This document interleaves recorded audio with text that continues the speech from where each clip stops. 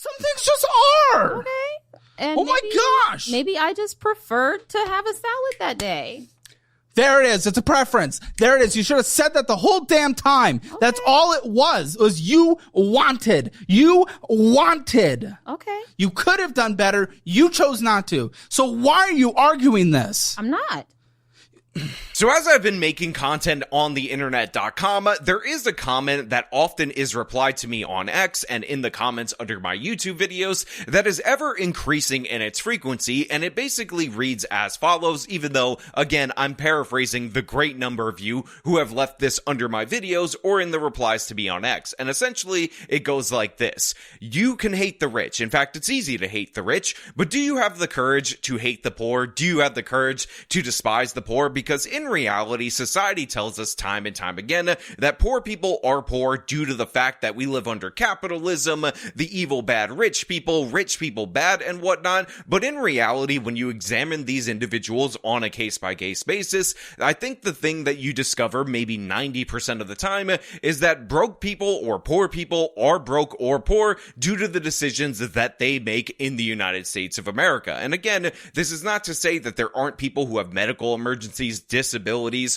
or some other kind of circumstance that is no fault of their own that led them to a bad financial position. But the fact is, when you examine these cases and you watch a show like Caleb Hammer's Financial Audit, where people who come in with victim mentalities present their case to the world, what you discover time and time again is that they're just making awful choices, really dumb choices. They're doing it over and over again. And a perfect example are these 3 clips that ended up coming up in my suggestions. 2 are from this week. 1 is from like a year ago. And in each and every one of these cases, superficially, you have a sad story. However, when you dig a little deeper, what you ultimately end up finding out is that these people are actively choosing to be failures. They're actively choosing the stupidest path possible. And some of them are actually better set up than most of you out there in the audience in that they've had advantages, but they still blow said advantages. So this is what we're going to talk about. This is what we're going to discuss. But before we do, I want to thank everybody who supports this channel via actualjusticewarrior.com/join. Give me the money.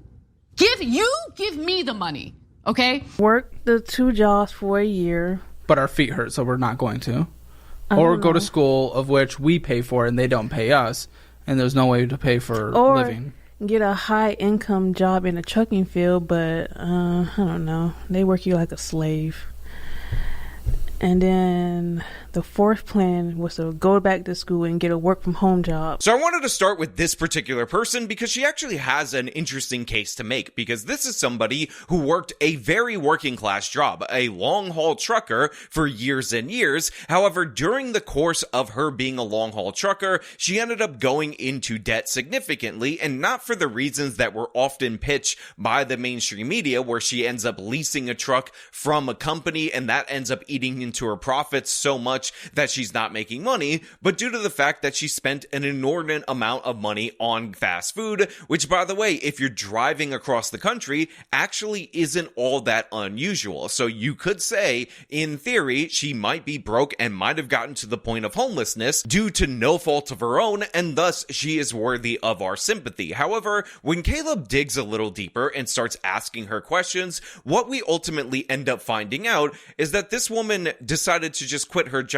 because she didn't like to work, and she has a desire to travel the world, but at the same time does not in any way, shape, or form want to do anything to set herself up to travel the world. Also, she doesn't really do any travel while she's traveling for work, which I find to be quite curious, or while she was traveling for work, because again, right now at this moment, she's unemployed and homeless. You're trying to get the most amazing thing right now, which I'm not against. Again, if you got it, that's great. Mm-hmm. But you're like delaying you getting out of your disaster by wanting this best job ever. And I feel like from everything you've said, feet hurt, multiple jobs didn't train me, I'm getting angry at everyone, they work us like a slave. All the language you're using around this, it sounds like you're never going to land a job that you're happy with. No, I hate working, to be honest. Well, there we go. And that's like... I mean, I'm a hard worker, just mentally, I can't do it sometimes. What would you rather do? Just lay all day? No, I'd rather be financially stable. Have, What would you rather do all day? Travel. I don't know. Yeah, that's not a job. Now, again, I don't have zero sympathy for this woman because obviously you're going to spend an inordinate amount of money on fast food. If you're going to be a trucker, obviously there's going to be additional things that you're going to have to deal with that maybe you didn't factor in when you took that job. But the fact is, foregoing all work and then ending up homeless is something that is 100% on her. I mean, that's what happens when we build up credit card debt and we're over our balances and we don't have a fully funded emergency fund. That's a discipline thing. It's not like you've never made money. You made money during that position. Yeah. It's you managing your money and eating out constantly. And that was before you were homeless. Now it's harder to actually prepare food because you don't have a stove, you don't have a fridge, you don't have that kind of stuff. So it is more difficult now. But you're not doing that starting now because you've become homeless. You've been doing that forever. What? Your money just flowing out on bull. Oh, yeah. I mean, every American is like that. And I will also point out that depending on what city she is in the United States of America, being homeless and being taken care of by a bunch of government programs is something that a lot of times what we find out is something that these people are desirous of. This is why so many homeless people are in Los Angeles, Southern California, because the weather's great. So compared to other places, it's not that bad living on the street. And in addition to that, the government will shovel money at you for all sorts of stupid programs, like that San Francisco program where they were giving homeless people alcohol to stop them from committing crimes in order to get money or just directly stealing alcohol. So yeah, a lot of times these people look at their options and they determine that homelessness is the best one. And although that might seem asinine and ridiculous to us, the fact is they do it. They talk about how they do it, and we need to recognize this reality, and this is one of the reasons why we definitely need enforcement against homeless people. But I want to set this woman aside for just a second. I believe she is the most sympathetic out of all of the people that we're going to talk about today, and then jump to the only clip that is an old clip that came up in my suggestions, but I have to cover it because it's so outrageous, even though, again, the setup quite normal. The setup something, again, many Americans find very sympathetic. Oh, well, we know you graduated from Liberty University in 2012 because it's the biggest thing on your resume. Oh my gosh. It's not the So biggest we know. thing. Oh my gosh. I mean, I'd make it the biggest thing on my resume if I was going to talk about these next two student loans that we're about to talk about. Go Flames. Because they're insanity. They are. They are. Is Liberty University private? It Yes, must they be. are. They're So very this is private. a private college type. Private cost. Christian university. Well, they better have delivered you a lot of religion because this was expensive. Yeah, it was. I played lacrosse for them. That was pretty cool. Oh, they should have probably given you a really good scholarship if you were going to do that because you have a total of. I think I'm at like 80,000. It's like 85, maybe 90,000. So this young woman right here ends up telling Caleb Hammer how she owes a bunch of money on her student loans because she went to Liberty University, which is a private Christian university, in order to get a degree in something where she is not getting her job. In addition to that, I will also point out that she highlights the recent death or semi-recent death of her mother and the consequences and fallout of that on her family. So again, as a setup, as a premise, what we have right here is an allegedly sympathetic figure. She was struggling. She ended up signing on to a lot of student loan debt at a very young age, like many Americans do. And again, I will caution you guys that if you're going to go to school, unless you're getting a scholarship or unless you're getting a degree that university specializes in, avoid the private colleges, go to your in-state schools, pay in-state tuition, commute, do all the things that you need to do, because this is one of the best paths for a lot of people in the middle class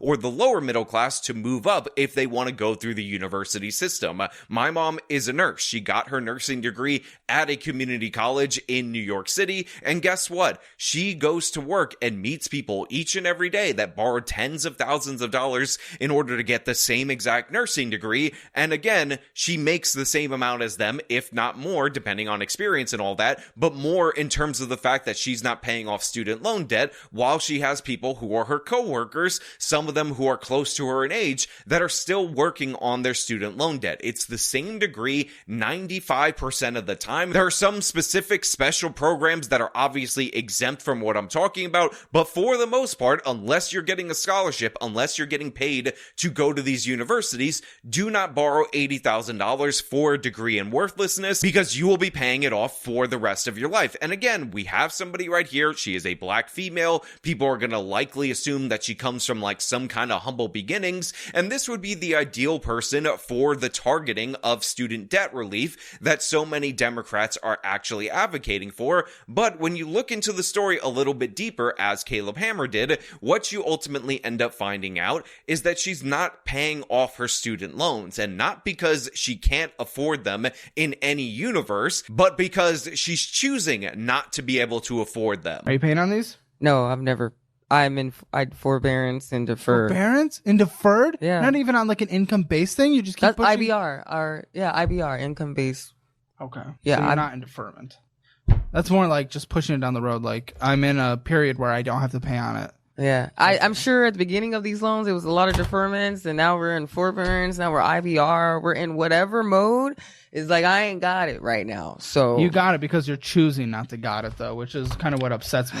It's like, trust me, if people can't make ends meet and they literally need money to survive and all these different things, yes, income-based, that makes sense from a moral standpoint of just a society. You're literally choosing not to work, and I'm like, this is money that you took out, and you're literally choosing not to work, so all of a sudden you don't have to pay it back because of your choice? That hurts me, dude. I think at the age of 17, it was more so a family decision. Hey, you gonna go to school? This is what needs to be done. I grew up in a single parent household, so whatever ways means that my mom could get this done for me, I had to get it done. Now, I don't remember what this woman actually got her degree in, or whether or not she actually completed the degree, but what you're getting from her right now is that she's going for the income-based repayment model, trying to reduce her payments down to essentially zero at this moment in time in order to avoid paying off her student loans, because it's just so costly. And we have actually talked about an activist that was pushing people to do this on this channel before, and that was a woman who was like $1,000 away from completing her degree, who realized that she couldn't borrow any more money from the federal government because she was maxed out, and rather than take a private loan and completing her degree for her final credit hours, she decided to drop out of the university and essentially was going to not work, or work as little as possible, in order to get the $0 income-based repayment strategy, which, by the way, she had to do for 25 years, so that way her loans could be forgiven, because she thought it was wrong, again, like year 5, a month away from graduation, to borrow money to go to university. I went to UMass Amherst, and I studied journalism and social thought and political economy. I dropped journalism, and I don't actually have my degree yet. I'm one class short. But that class costs $1,000, so I'm just waiting until I have some money. Maxed out on her loan options and unable to pay tuition, Young dropped out of college around 10 years ago. Soon after, she defaulted on a $19,000 private loan that was only recently discharged off her credit. Her father was forced to repay a portion of the loans that he co-signed for. The poverty line for an individual is an income of just about $13,000 a year. The number varies by state and family size, but that means that Goki and Young would need salaries of about $19,000 to keep their $0 payments for the entire 20 to 25 years it will take for the loans to be forgiven. And I also know if I do get a good paying job one day, that my wages will be garnished if I don't pay. Frankly, I'm so dedicated to this that I'm willing to live a different kind of lifestyle in order to work around that. Now, in that video, I talked about how absurd it is that that woman was not only doing that, but she was then given a platform to promote this to other people. And a perfect example of what I mean by this being absurdly promoted to other people is this woman right here, who's in Austin, Texas. She borrowed money for her degree. She could be working. She's fully able-bodied and capable, and yet she is deploying the same strategy in order to avoid paying for her student loan. But the reason this clip is included in here, and by the way, it's the oldest Caleb Hammer clip that we're talking about throughout the course of this video, is because this is one of the first times ever on Financial Audit that Caleb Hammer discovered that somebody had a mortgage that they were also not paying while living off of government welfare, while doing all these tricks to avoid student loans, and Caleb found that to be patently absurd and ridiculous, especially based on the cost of the mortgage, the cost of the monthly payment, the actual value of the home, and the fact that this woman inherited the home. Because remember, we talked about earlier how her mom died in recent years. Well, her mom left her this home in Austin, Texas. But listen a little bit to the details. What's this $102,000 you owe at a 4.625 interest rate? Is that a house? The home that my mom left for me and my sister. So we still have a slight mortgage. Yes.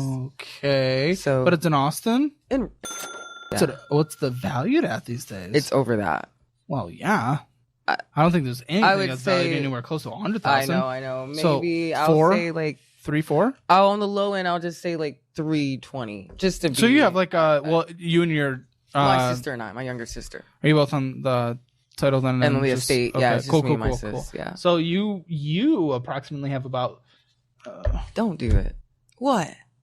what? We're even more debt. No. Well, you do have more debt, but you personally have like $125,000 of equity into this house, which is really cool. Yeah. Oh!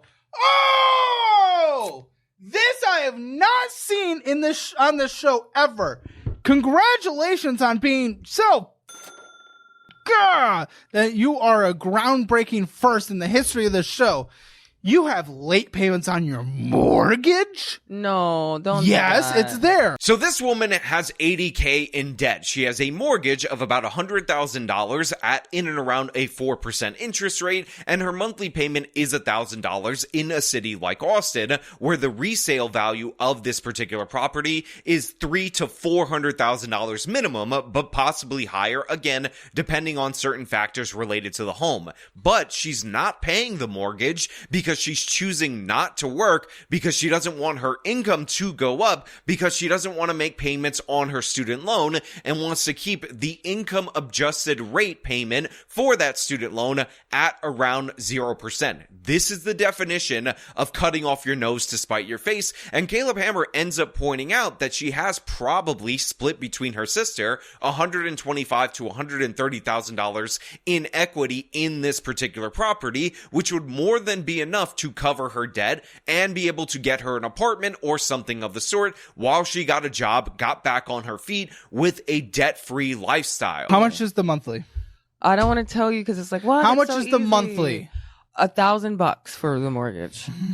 I know, it's crazy. In Austin, you have crazy. no idea. It's crazy. That's what pisses me off about this. I don't even make $1,000. You are about exactly, which is a fucking choice, by the way. Now, look, I'm not trying to make this a racial thing. Make no mistake about it, bad financial choices are not confined to any racial demographic in the United States of America, although it does seem that Asians are just good with finances, and we're talking about Indians and East Asians because they're almost never on Financial Audit. But what I will say is that a common buzzword or buzz phrase in the Black community at this moment in time is generational wealth, often represented by houses or equity from homes that is passed down from generation to generation. And in this particular case, you have a woman whose mom was smart enough to buy a home in one of the fastest growing metro areas in the entire country. And this is what was left to her from the previous generation. And what we're witnessing right now is her squandering it while at the same time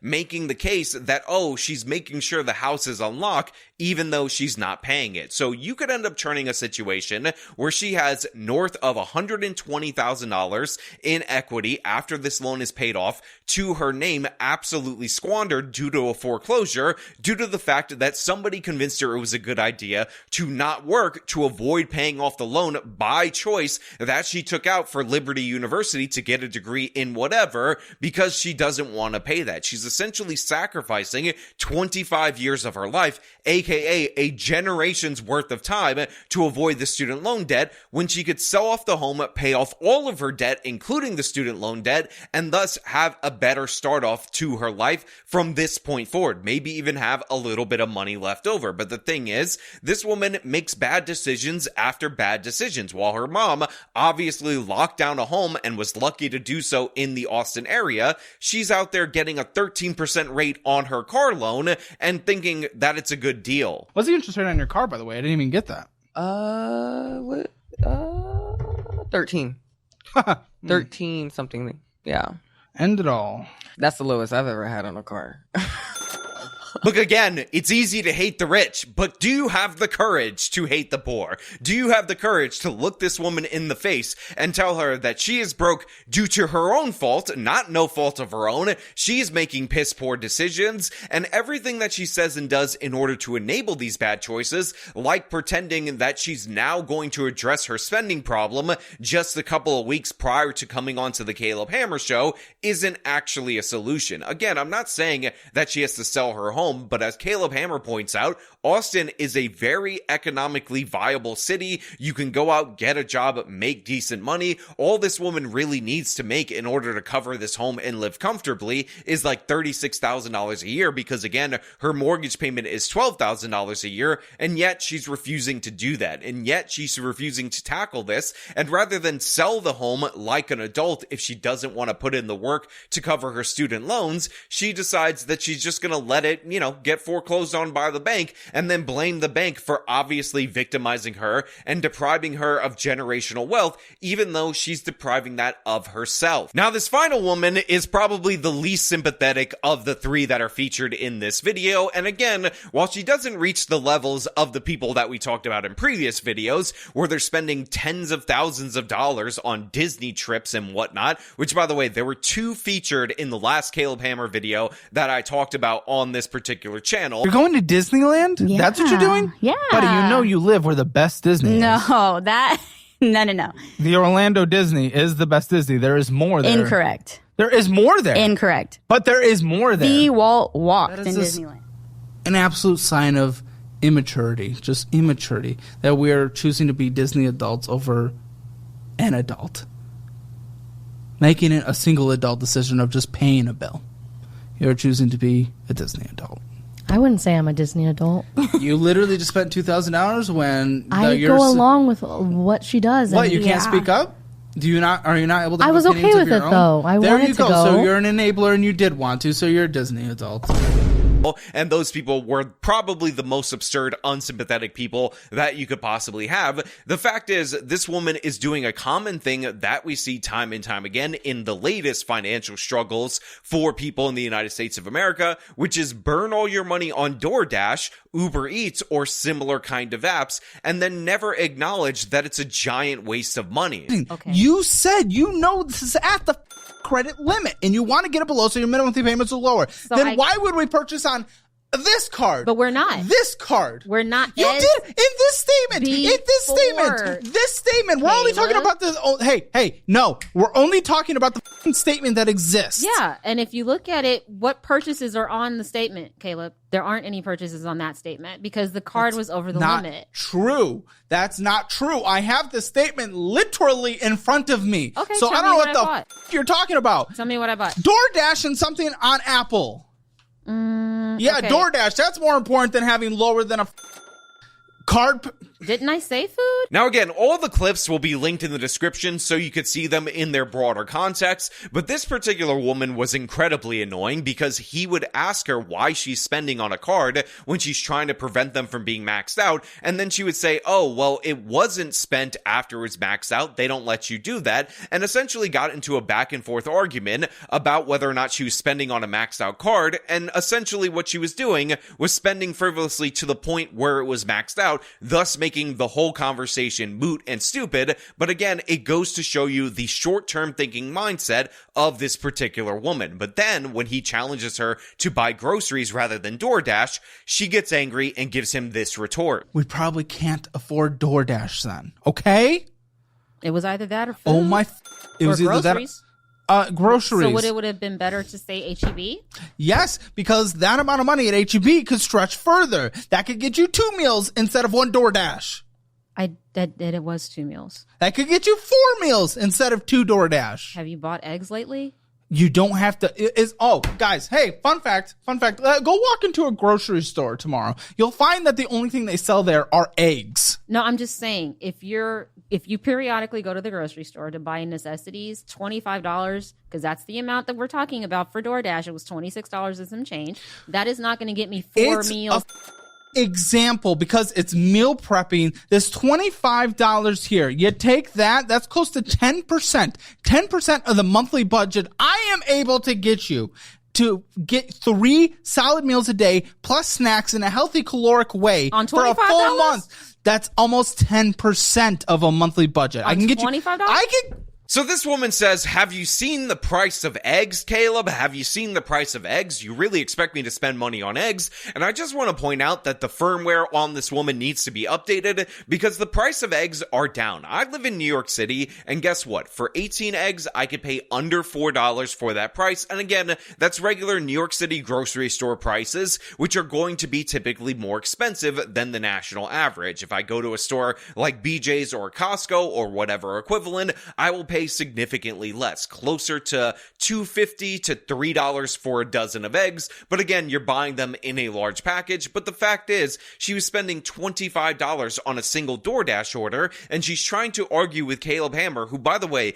writes a cookbook and deals with all these different various people that overspend on DoorDash, that it's actually cheaper than buying groceries, which is just absurd. And she goes back and forth with him on this as he tries to explain that she could get a rotisserie chicken, that she could have got this many eggs for what she's actually claiming was the cheaper option, which was the DoorDash delivery. And eventually, this all leads to her admitting that it's just a preference. Or refrigerated meals. I've never seen a rotisserie chicken for $5 at HEB. Okay, then you've just never had eyeballs. I don't know what to tell you. Seen a rotisserie? Okay, yes, I have. It's right here. Are you kidding me? It's literally right here. What are you talking about? How do you push back on everything? Shut the up. Some things just are. Some things just are. Okay. And my gosh. Maybe I just preferred to have a salad that day. There it is. It's a preference. There it is. You should have said that the whole damn time. Okay. That's all it was you wanted. You wanted. Okay. You could have done better. You chose not to. So why are you arguing this? I'm not. Now look, guys, I'm not going to Dave Ramsey you and say that you can never go out to eat when you're in debt, but I think at some point in time, we need to have a conversation, a little bit of a sit down from Uncle Sean to you guys who are not managing your finances out there in the audience, and I need to explain to you that even when you order basic fast food from an app like DoorDash or Uber Eats, you're paying a higher price per item than if you were to get in your car and actually go to the store, but you're definitely actually paying a higher price than if you were to get groceries or, actually prepare food yourself. Now, of course, there are time constraints and whatnot, but again, she's sitting across from a man who sells a budget cookbook that he gives to his guests that not only has fast meals, but has cheap meals, and she's trying to make the case that it's so expensive and it's just undoable for you to be able to handle this, even though, again, she's dropping $25 on 2 meals, according to her, on DoorDash. Now, look, $25 isn't a ton of money for groceries. I'm not going to pretend that it is, but I do have a video on this channel where I do the food stamp challenge, and I actually use the $6 per day budget in order to cover my food for a week. And you can see in that video, while the food is not necessarily the top tier best of all time, the fact is it is extraordinarily doable. Again, link to that in the description. It's just that these people don't want to try to do it. And by the way, almost all the meals that I made in that particular video were not me actively cooking for a couple of hours. They involved a little bit of prep work, but sometimes that prep work was just limited to chopping things or, taking out a meat from the freezer, letting it defrost before I cooked it. But these people don't want to work. They don't want to put in the effort. They want to enjoy all the luxuries of the modern lifestyle. They want to spend out the wazoo while blaming everybody else for their problems. The victim complex complex is in fact real. And again, while there are people who have sick relatives, get sick themselves, all sorts of bad luck and bad problems, the fact is, most of the time, people are broke because of their own choices. And even when things happen to you that are outside of your control, which did happen to me at younger points in my life, I got screwed over. I told you about this when I graduated college. I got a job at my college. They decided to not pay me for months and months, so I ended up living off my credit cards. The fact is, when you focus on what you can control, even when there's so much that is outside of your control, you will still have a better option and you'll still be able to push yourself to some better position if you actually try. And that's the thing that almost none of these people get. Even if bad things happen to you, even if things are outside of your control, wallowing in it only makes it worse. And I think that is what is proven time and time again by Caleb Hammer's show. And this is why so many on the left despise him, even though, again, he's not necessarily this right-wing conservative if you follow him on social media like I do. But you know what? Those are just my thoughts. I want to know what you guys think down in the comments below. As per usual, if you like this video, show them by leaving a like, subscribe for more content, follow me on my social medias, support me via support links in the description of this video. This has been me talking about Caleb Hammer exposing more poor, self-victimizing people. Till next time.